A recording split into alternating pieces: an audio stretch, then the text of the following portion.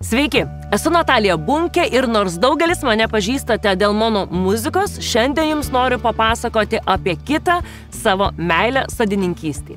Ar žinojote, kad gėlių auginimas gali būti naudingas jūsų daržo derliui?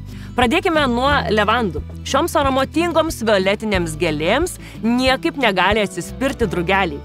Jie atlieka svarbų vaidmenį užtikrindami kryžminį įvairių augalų apdulkinimą. Todėl sodas tampa sveikesnis ir įvairesnis. Drugelius puikiai pritraukia spalvingi gvaizdūnai, kitaip vadinami zinijomis. Be to, zinijos taip pat puikiai traukia boružėlės. Šios mažos septintaškės yra nuostabios kenkėjų naikintojos.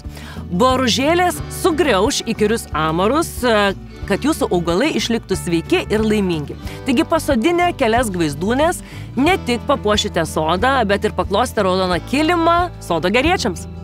Saulėgrąžos tai yra mūsų sodo dangoraižiai, tačiau verta atkreipti dėmesį ne tik jų aukštį ir grožį.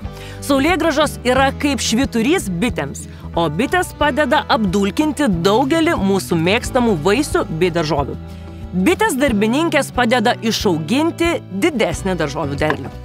Nasturtės yra puikios daržovių apsauginės. Jų žiedai puikiai atbaido moliūginius vabalus. Tad jūsų moliūgai liks nepažeisti ir augs sveiki.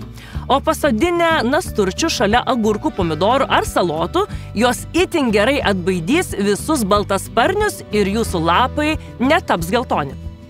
Sodinant svarbu nepamiršti žydėjimo ciklų. Jei tinkamai susodinsite gėles ir daržoves, jūsų sodas bus nuolat patrauklus įvairiems apdulkintojams.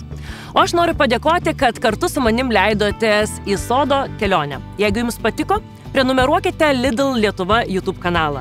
Iki kito karto, dabar visi į sodą. Lidl, taip gyventi verta.